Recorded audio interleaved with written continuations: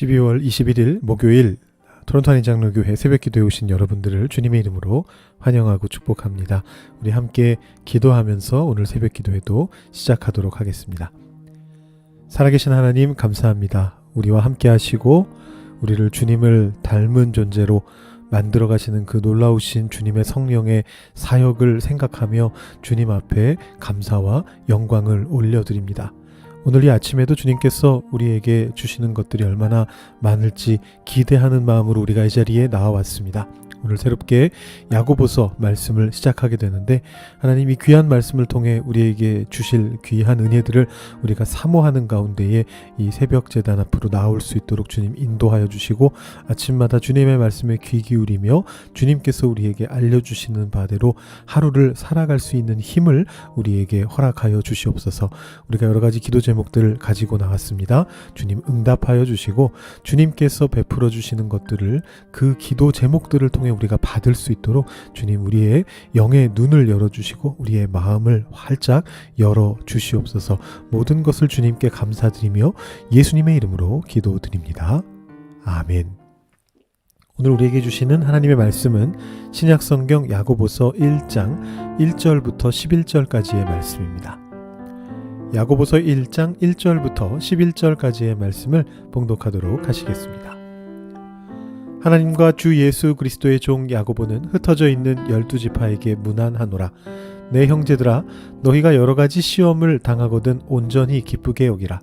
이는 너희 믿음의 시련이 인내를 만들어내는 줄 너희가 알미라. 인내를 온전히 이루라. 이는 너희로 온전하고 구비하여 조금도 부족함이 없게 하려 함이라. 너희 중에 누구든지 지혜가 부족하거든 모든 사람에게 후히 주시고 꾸짖지 아니하시는 하나님께 구하라. 그리하면 주시리라. 오직 믿음으로 구하고 조금도 의심하지 말라. 의심하는 자는 마치 바람에 밀려 요동하는 바다 물결 같으니 이런 사람은 무엇이든지 주께 얻기를 생각하지 말라. 두 마음을 품어 모든 일에 정함이 없는 자로다. 낮은 형제는 자기의 높음을 자랑하고 부한 자는 자기의 낮아짐을 자랑할지니 이는 그가 풀의 꽃과 같이 지나감이라.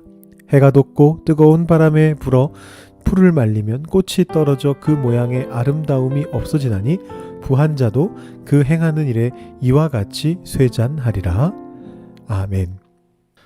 야고보서는 주의 동생 야고보의 이름으로 우리에게 주어진 아주 귀한 서신서입니다.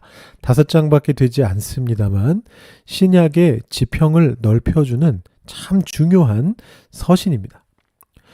물론 야고보서는 오랜 기간 동안 폄훼의 대상이 되어 왔습니다. 우리에게 익숙한 거는 그 종교개혁자 마르틴 루터가 했던 말이죠. 지푸라기 서신이다라는 이 표현이 굉장히 익숙한데요. 사실 바울의 서신들 속에 나타나는 어떤 깊은 은혜의 고백들 이런 것들과 비교해 보면 그렇게 느껴지는 것도 어찌 보면 당연합니다. 야고보서가 좀 불편합니다. 근데 이제 야고보서가 그런 대우를 받은 것에는 사실 더 큰 까닭이 있습니다. 따지고 보면 신약성경 안에서 야고보서보다 더 좀 뭐랄까요, 성경 말씀을 이렇게 평가하는 건 좀 그렇지만 상대적으로 깊이가 좀 덜해 보이는 그런 말씀들은 아주 많이 있습니다. 예를 들어 한 장짜리 서신들, 뭐 요한 2서, 요한 3서, 유다서, 빌레몬서 뭐 이런 서신서들은 보시면 뭐 심지어는 사적인 얘기만 적혀 있는 것처럼 보이고 뭐 안에 별 내용이 없는 것처럼 그렇게 보이기도 합니다. 누가 봐도 야고보서가 뭐 요한 2서보다는 뭐 상대적인 가치가 더 있어 보이거든요. 근데 왜 야고보서가 이런 비난의 대상이 되었던 것일까요? 왜 지푸라기 서신이라는 말까지 들어야 했던 것일까요? 그건 바로 야고보서가 담고 있는 내용이 다른 서신서들과 비교했을 때 아주 이질적이었기 때문이죠. 무엇보다도 바울 서신과 차이가 나는 부분이 많다라는 점이 바로 공격의 대상이 되었습니다. 생각해보면 앞서 말씀드린 한 장짜리 서신들은 그 안에 뭐 이렇다 할 내용이 별로 있지는 않은 것 같습니다만 적어도 그 내용들이 뭐라고 표현할까요? 메인스트림, 주류, 신약 성경의 메인스트림과 연결되는 그런 내용들이 담겨져 있습니다. 예를 들어 요한 2서나 3서는 여러분 읽어보시면 느껴지시겠지만 그 문체의 어떤 특징이나 사랑을 강조하는 그 표현법들 이런 것들이 요한 1서나 요한 복음하고 아주 잘 연결이 됩니다. 빌레몬서는 뭐 더 말할 것도 없죠. 사도 바울의 편지입니다. 물론 바울이 쓴 편지 중에선 가장 가벼운 내용을 다루고 있지만 어쨌든 바울의 편지입니다. 유다서의 경우에는 좀 위경을 인용하기도 하고 아주 이질적이긴 한데 그 내용의 대부분이 베드로 후서하고 동일합니다. 제가 이 부분은 전에 토요성경 공부할 때 베드로 후서 할 때랑 유다서 할 때 말씀을 드렸었는데요. 그래서 이제 읽는 사람들이 어떻게 생각하게 되느냐면 유다서는 베드로 라인이구나. 뭐 그 저자로 주장되고 있는 유다라는 인물이 베드로하고 무슨 관계인지는 몰라도 일단은 유다서 내용은 베드로 라인의 내용이구나 이렇게 생각하게 될 수 있습니다. 자, 여러분 신약의 메인스트림은 누가 뭐라고 해도 바울이고요. 그 다음에 이제 메인스트림을 골라보라라고 한다면 요한, 베드로, 그리고 거기에 누가 정도를 들 수 있을 것 같아요. 이들이 신약 성경의 거의 대부분을 썼고 중요한 역할을 했습니다. 근데 야고보서가 혼자 동떨어져 있는 거죠. 게다가 그 내용이 바울의 서신을 반박하는 내용입니다. 정말 그럴까요? 자, 보시죠. 제가 말씀들을 몇 개 뽑아왔는데요. 로마서에서 2절, 갈라디아서에서 2절을 가져와 봤습니다. 아주 유명한 말씀이죠. 복음에는 하나님의 의가 나타났어 믿음으로 믿음에 이르게 하나니 오직 의는 믿음으로 말미암아 살리라 함과 같으니라. 3장 28절에 보다 대놓고 뭐라고 얘기하느냐면 사람이 의롭다 하심을 얻는 것은 율법의 행위에 있지 않고 믿음으로 된다. 비슷한 내용이 갈라디아서 3장에도 똑같이 나옵니다. 같은 구약 성경의 의인은 믿음으로 말미암아 살리라 이 하박국서 말씀을 그대로 인용하면서 같은 얘기를 하고 있습니다. 율법이 아니고 행함이 아니고 행위가 아니고 믿음이다. 이렇게 얘기하는 게 바울이죠. 야고보는 뭐라고 합니까? 제가 2장 말씀을 2절 가져와 봤습니다. 행함이 없는 믿음은 그 자체가 죽은 것이라. 24절은 아예 대놓고 바울 서신을 반대하는 것 같습니다. 사람이 행함으로 의롭다 하심을 받는 것이지 믿음으로만은 아니니라. 이렇게 바울을 정면으로 반박하는 것처럼 보이기 때문에 특히나 이 로마서 말씀에 따라서 이신칭의, 오직 믿음으로만 의롭다 하심을 얻을 수 있다라는 주장을 펼쳤던 종교개혁자들의 눈에는 야고보서가 영 석연치 않았을 겁니다.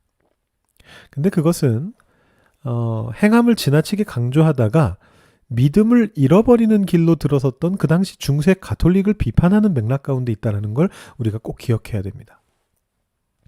우리가 잘 아는 대로 중세 가톨릭의 신학은 행함을 지나치게 강조한 나머지 어디까지 갔습니까? 급기야는 그 행함이 돈을 내는 행위, 그것만으로 구원을 살 수 있는 수준에 이르렀습니다. 깊이 들어가면 조금 다르긴 합니다만 아주 단순화시켜서 말한다면 그렇게 됩니다. 돈 내는 행위로 내 구원을 살 수 있는 수준이 됐습니다. 거기에 대한 반발이 바로 종교개혁을 일으킨 것이기 때문에 그 시점에서 야고보서의 말씀이 조금 편매될 수밖에 없었던 거예요. 그런데 야고보 시대의 맥락으로 가본다면 야고보서의 말씀이 왜 나왔는지를 알게 된다면 우리는 그렇게 야고보서의 말씀을 폄훼할 수가 없게 됩니다. 여러분 야고보서의 독자가 누구인지는 분명하게 알 수는 없습니다만 야고보서에 나오는 말씀들을 토대로 유추해본 그 야고보의 상대, 대결 상대, 적대자들은 바울 신학을 크게 오용했던 사람들.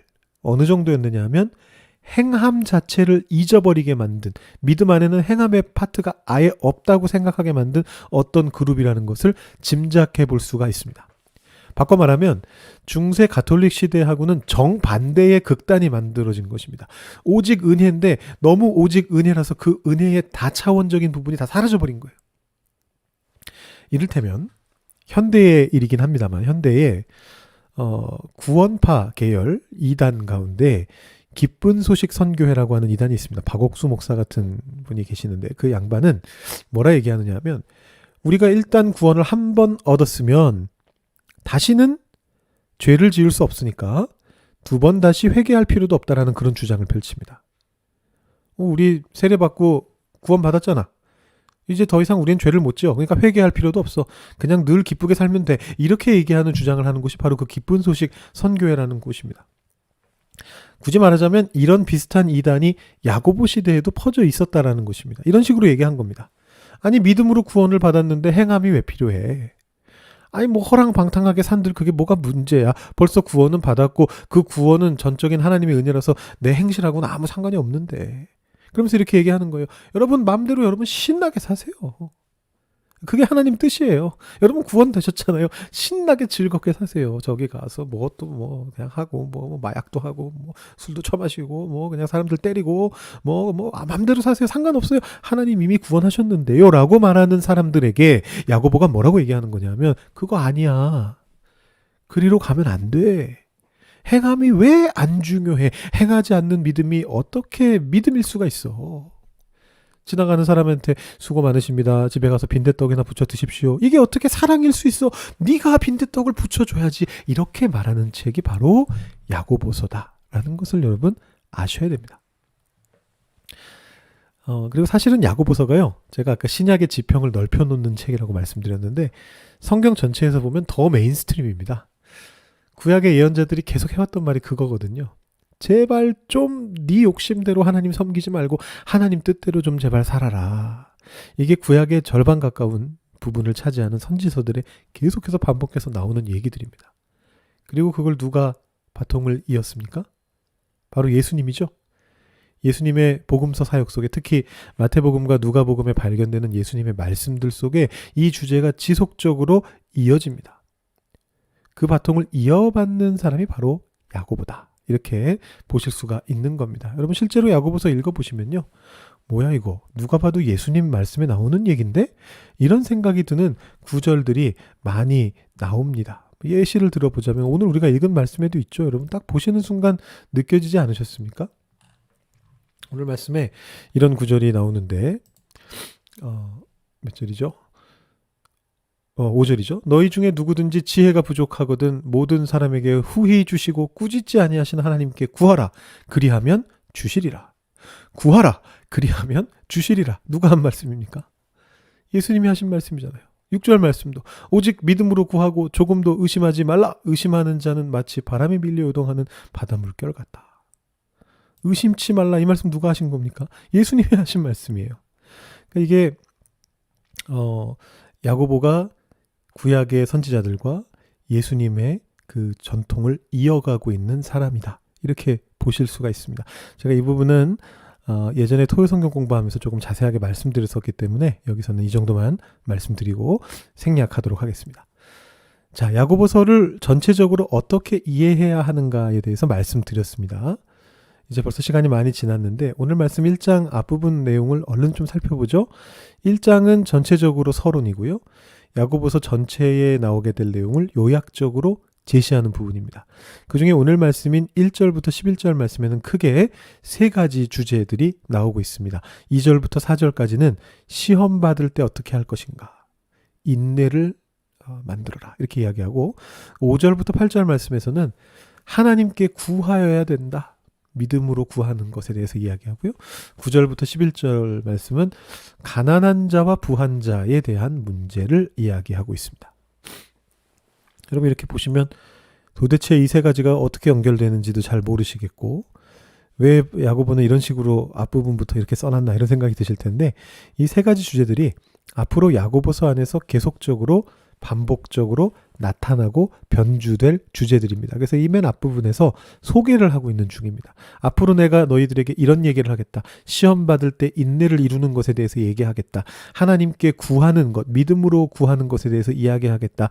가난한 자와 부자가 어떻게 해야 하는가를 얘기하겠다. 이 내용을 미리 설명해주고 소개해주고 있는 구절이 오늘 우리가 읽은 앞부분의 말씀이다. 이렇게 보시면 되겠고요. 그래서 이 내용들은 제가 지금 자세하게 설명 안 드리고 여러분들이 앞으로 야고보서를 보시면서 계속해서 보시게 될 겁니다. 그래도 하나 정도 살펴볼까요? 오늘 말씀 우리가 또 우리 삶에 적용해야 되니까 우리가 한 말씀 정도 보면 시험과 인내에 대한 구절 2절부터 4절 말씀을 한번 보도록 하겠습니다. 내 형제들아 너희가 여러 가지 시험을 당하거든 온전히 기쁘게 여기라. 이는 너희 믿음의 시련이 인내를 만들어내는 줄 너희가 알미라. 인내를 온전히 이루라. 이는 너희로 온전하고 구비하여 조금도 부족함이 없게 하려 함이라. 자, 이 부분에서 야고보가 믿음의 또 다른 영역이 인내에 있다라는 걸 선포하죠. 이렇게 말하는 사람들에게 대답하는 거죠. 믿음이면 다 되잖아요. 내가 믿으면 되는 거 아닙니까? 이렇게 나이브하게 생각하고 말하는 사람들에게 야고보가 하는 얘기입니다. 그 믿음도 시련을 받을 수 있어요. 그 믿음도 시련을 당합니다. 사실은 이게 우리 현실이거든요. 우리가 지난주에 입교식이 있었는데 어느 누구도 세례받고 입교할 때 그 믿음 고스란히 가지고 그대로 천국 들어가는 사람은 없습니다. 어떻게 그렇게 쉽게 말해요? 믿음이면 다 되죠. 나 믿으면 되는 거죠. 라고 말할 수가 없다는 거죠. 우리 삶이 안 그래요. 살면서 부대끼죠. 안 부대끼는 게 더 이상하죠. 여러분 폴 틸리히라고 하는 신학자는 아예 이 주제 가지고 책을 썼습니다. 여러분 그 책의 제목이 뭐냐면 믿음의 역동성입니다. Dynamics of Faith. 믿음은 역동적인 것이다라는 얘기를 합니다. 믿음은 가만히 있는 게 아닙니다. 올라갔다가 내려가기도 하고 지쳤다가 힘을 얻기도 하고 어떤 때는 막 꼭대기에서 방방 뛰다가 어느 순간에는 반대로 바닥에 누워서 뻗어 있기도 합니다. 우리 삶이 다 그렇듯이 우리 믿음도 그렇습니다. 그게 다이나믹입니다. 근데 이 다이나믹을 지나가는 방법이 뭐냐? 그게 바로 인내다라는 것입니다. 이 인내는 그냥 단순하게 막 참고만 있는 걸 얘기하는 것도 아니고 반대로 무슨 내 안에 어떤 고집이 딱 있어서 이 고집을 내가 지켜내고야 말리라 이런 것도 인내가 아니고 여기서 말하는 인내라는 것은 내 믿음이 기복을 가지고 있을 때 위로 뛸 때에도 밑으로 깔아앉을 때에도 그것을 계속해서 지속적으로 하나님을 향하게 할 수 있는 어떤 그런 힘을 여기서 인내라고 이야기합니다. 그래서 믿음의 시련이 인내를 만들어내고 그 인내를 온전히 이루게 될 때 우리가 부족함이 없게 될 것이다. 온전하게 될 것이다 라고 야고보가 이렇게 우리에게 알려주고 있는 것입니다. 여러분 이 인내를 온전히 이루어내시기 바랍니다. 지금 여러분들이 믿음의 다이나믹 안에 어떤 다이나믹에 계신지 제가 모릅니다. 한 분 한 분 다 다르시겠죠. 어떤 분들은 최근에 교회에서 좋은 일들을 경험하시고 막 믿음이 지금 막 꼭대기에 가 계실 수도 있고 어떤 분들은 정반대로 축 처져 계시는 상황일 수도 있고 어떤 분들은 그냥 늘 똑같은 것 같은데 이 정도 생각하시는 경우일 수도 있겠고 여러분의 믿음의 다이나믹이 다양한 위치에 있겠습니다만 그 모든 것들을 온전하게 만드는 것은 결국은 뭐냐? 그것은 인내라는 것입니다. 이 인내의 주제가 이제 그 다음 주로 넘어가면서 구함의 문제로 넘어가게 되는데요. 이제 그런 부분들은 우리가 다음 시간 쭉 보면서 우리 김연 목사님 통해서 또 제가 3장 이후에 설명을 좀 드리도록 하겠습니다. 여러분 오늘 말씀 한번 생각해 보시면서 여러분 안에 그 믿음의 다이나믹 안에서 여러분이 그것을 어떻게 인내로서 온전하게 만들어 가실 수 있을지를 좀 묵상해 보시고 그 인내를 온전히 이룰 수 있도록 하나님 도와주시옵소서. 그래서 우리를 부족함 없게 만들어 주시옵소서. 이렇게 기도하신 다음에 여러분들의 개인적인 기도 제목으로 기도하시고 오늘 새벽 기도 마치시기 바랍니다. 기도하시겠습니다.